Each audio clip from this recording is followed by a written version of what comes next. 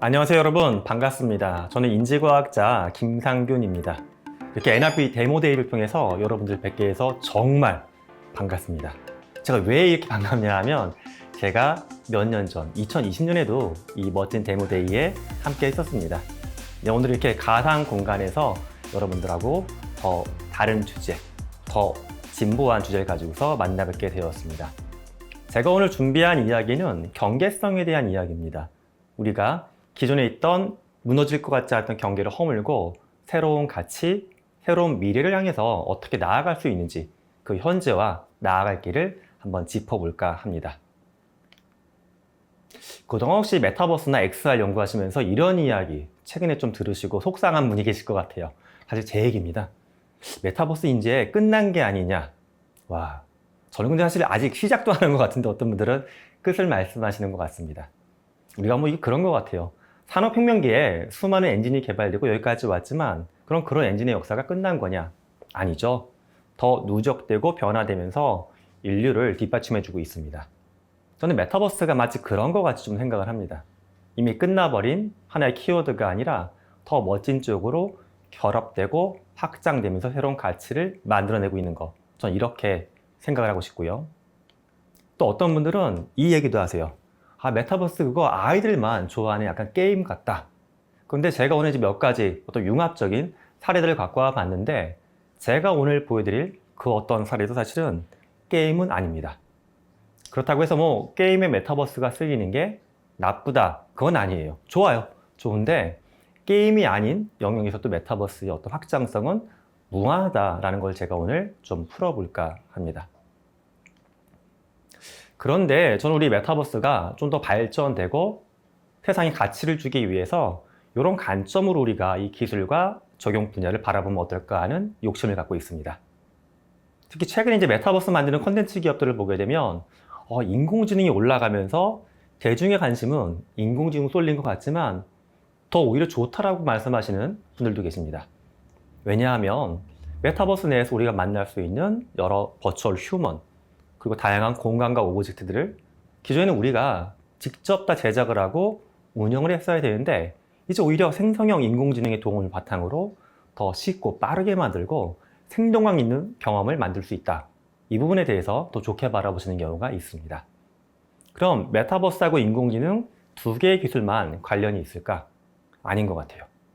우리가 일상에서 쓰고 있는 수많은 제품들은 사실 특정 기술 하나에 대해서만 결과물로 존재하는 게 아니라 여러 기술이 그물처럼 얽히면서 새로운 서비스, 새로운 삶의 모습으로 다가오는 것 같습니다. 그래서 우리는 XR이나 메타버스를 중심으로 사업을 하고 도전하고 계시겠지만 오히려 다른 영역의 기술들도 한 번쯤 눈을 돌리시고 같이 협력할 수 있는 부분이 없을지 좀 찾아보시면 좋을 것 같아요. 제가 이 프레임을 간단하게 설명을 드리면 인간에 대한 기술적인 확장에 대한 관점입니다. 일단 Y축을 보시면 인간이 흔히 철학적으로 육체하고 정신을 갖고 있는 이원론적 존재라고 하죠. Y축. 근데 X축은 뭐냐 하면 인간의 의식에 대한 이야기입니다. 인간이 위대할 수 있었던 것은 의식을 가지고서 나를 바라보고 외부하고 소통하면서 운명을 발전시켰던 거죠. 그런데 인간의 의식은 또 좀 더 쪼개보면 크게 두 가지로 나눠집니다. 여기서 오른쪽 영역은 인간의 내부 의식이에요. 내가 나를 바라보고 온전히 생각할 수 있는 능력. 근데 또 반면에 이제 좀 더 우리가 왼쪽으로 가게 되면 왼쪽은 외부 의식입니다. 내가 뭔가 외부의 세상과 외부의 사람들과 소통할 수 있는 역량. 이게 인간이 품고 있는 외부 의식 세계죠. 즉 이렇게 두 개의 축으로 크게 8개의 기술이 인류를 급진적으로 변화시키고 있습니다. 오늘 함께 하시는 여러분들 메타버스에 대한 관심이 높으시겠지만 다른 영역에 대해서도 한번 기술을 이렇게 바라보시면 평소에 생각하지 못했던 어떤 창의적인 도전의 씨앗이 될 것 같아요. 인간이 갖고 있는 창의성은 사실은 효율화를 피하는 겁니다. 최적화를 피하는 거예요. 최적화라는 건 내가 잘 아는 내 도메인 내에서만 그림을 그려보는 거. 근데 그러다 보게 되면 늘 비슷한 것만 만들게 되는 것 같습니다. 근데 약간 거리가 있지만 새로운 먼 곳과의 선긋기 해보시면 어떨까 합니다.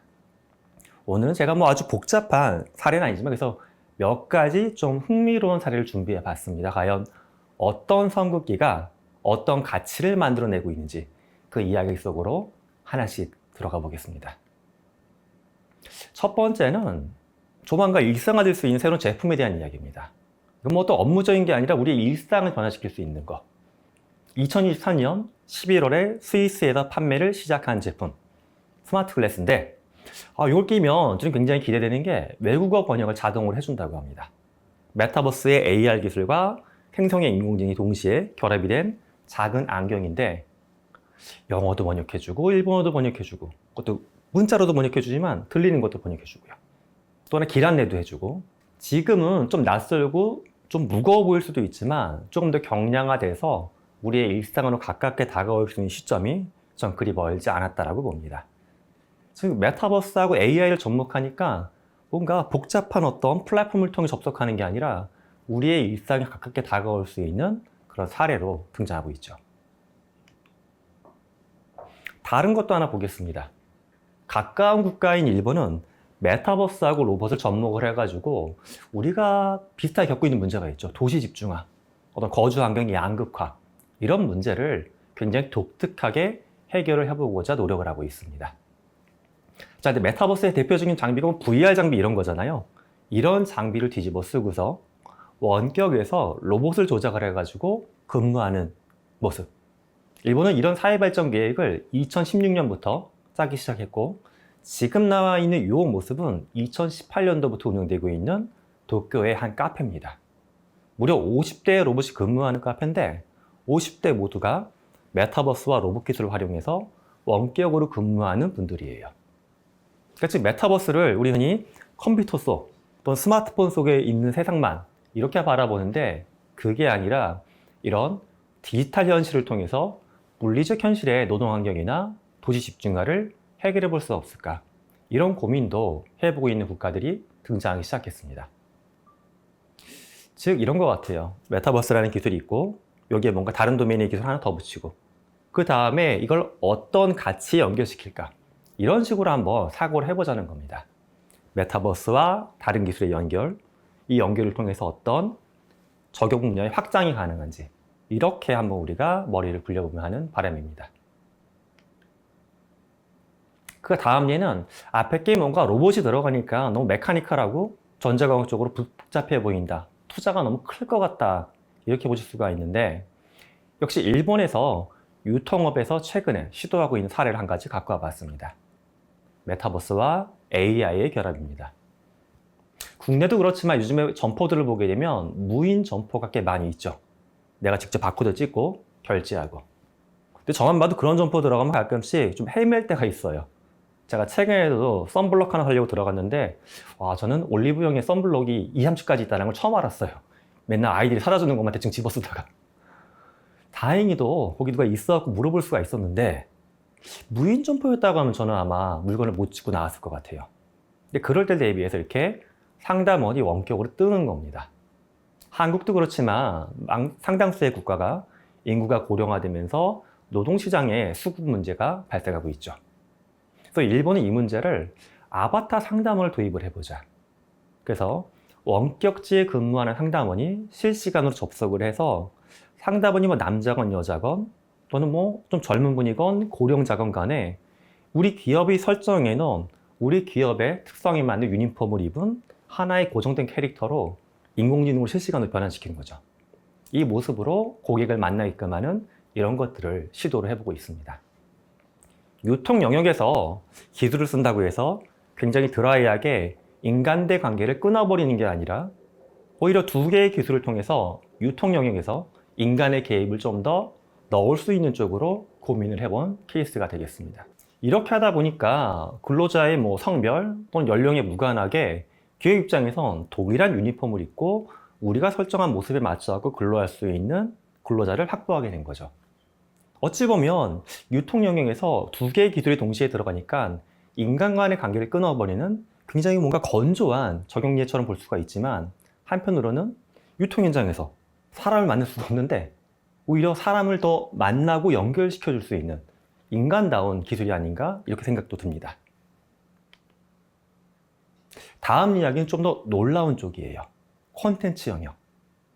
이게 사실 제가 2023년 9월 달에 보고서 깜짝 놀랐는데요. 생성의 인공지능이 메타버스를 만나서 어떠한 콘텐츠가 될 수 있는지 독특하고 신기한 사례입니다.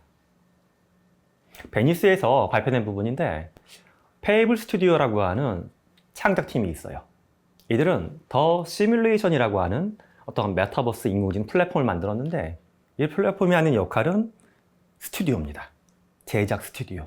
애니메이션을 만들어줘요. 근데 해외에서 유명한 애니메이션 중에 좀 어른들이 볼 수 있는 약간 블랙 코미디 같은 사우스 파크라고 하는 콘텐츠가 있습니다. 무려 10년 넘게 사랑받고 있는 콘텐츠인데 이 콘텐츠에 있는 수많은 에피소드하고 등장인물을 인공지능으로 학습을 시켰어요. 그래서 내가 이걸 바탕으로 새로운 이야기를 만들겠다라고 이렇게 입력을 하게 되면 제가 던져준 상황에 맞춰가지고 이 아이가 자동으로 만들어집니다. 자, 아직은 이 부분까지 되지만 저는 여기서 한 발짝 더 들어가 볼 수도 있는 것 같아요.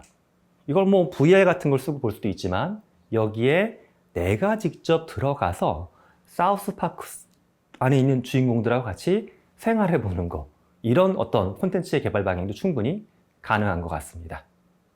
즉 메타버스 속에 엄청난 스토리성을 집어넣어 가지고 우리가 메타버스를 통해서 스토리 안에서 살아가는 스토리 리빙 형태의 접근도 가능하지 않을까 점쳐봅니다.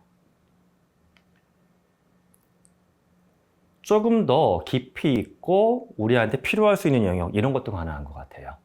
메타버스하고 생명공학의 결합. 메타버스는 뭐 우리가 보지 못했던 것들을 볼 수 있게, 작은 것을 크게, 사라진 것들을 불러올 수 있는 이런 기술이잖아요. 근데 이런 것들을 보다 보게 되면 생명공학, 우리가 평소에 잘 안 보이고 관찰하기가 어려운 것들, 그런 것들을 의료산업에 접목을 해가지고 우리가 좀 더 건강하고 오래 살 수 있는 영역으로도 연결이 될 수 있습니다. 즉 제가 지금 보여드린 곱하기 마지막 한 가지 예만 더 남았지만 여러분들은 마지막 예를 보기 전에도 이쯤에서 여러분만의 한번 상상력을 피워보시면 좋을 것 같아요. 나는 우린 메타버스 기술을 갖고 있으니까 과연 어떤 기술을 가진 기업하고 결합을 해볼까?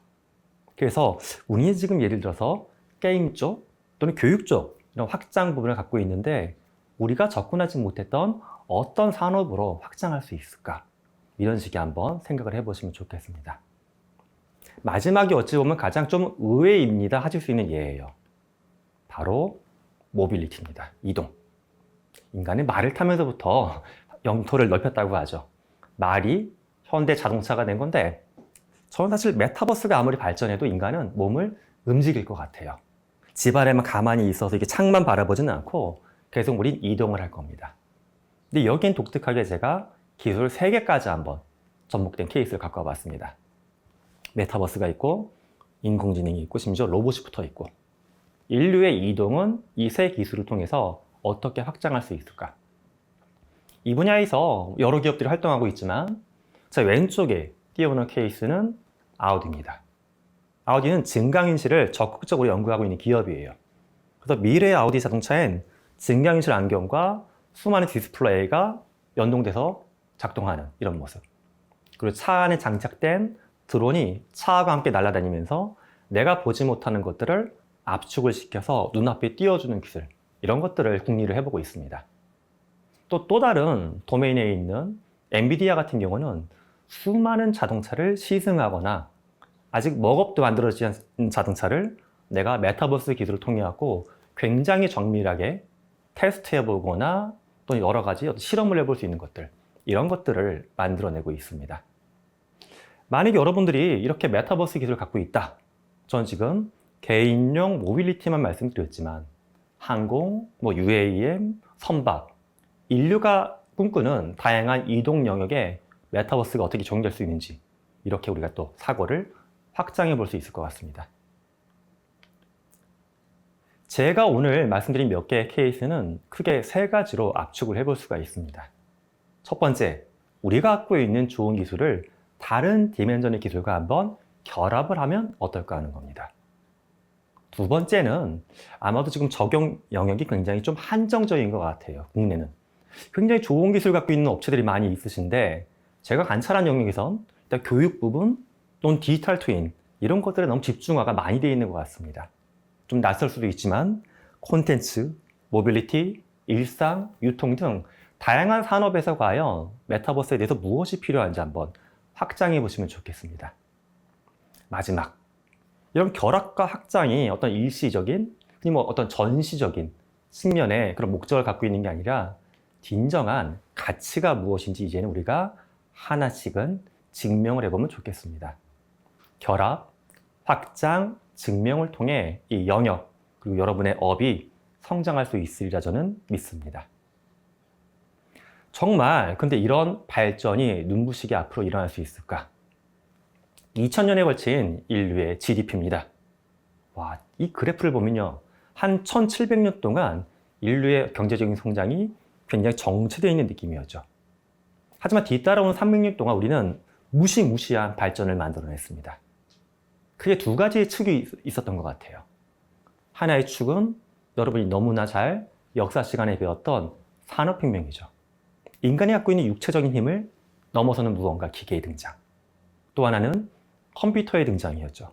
인간의 사고의 능력을 확장할 수 있는 계산기가 등장하면서 우리는 육체와 정신을 확장시켜서 여기까지 도달했습니다. 우리가 넘어야 될 세 번째 관문, 여기에 있다고 봐요. 물리적인 현실. 지구라고는 생태계의 어떤 분자 원자 구조의 한계를 넘어설 수 있는 무언가. 물리적 현실을 넘어설 수 있는 디지털 현실. 그게 저는 인류의 세 번째 성장축이 되리라 믿습니다. 아직도 많은 연구자나 사업가들이 이런 고민하시는 경우가 있는 것 같아요.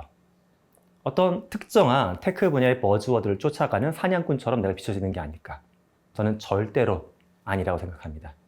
여러분들은 인류의 세 번째 원동력, 물리적 현실을 넘어설 수 있는 디지털 현실, XR, 메타버스를 향해서 나가는 인류 문명을 확장하시는 위대한 도전자라고 믿고 있습니다.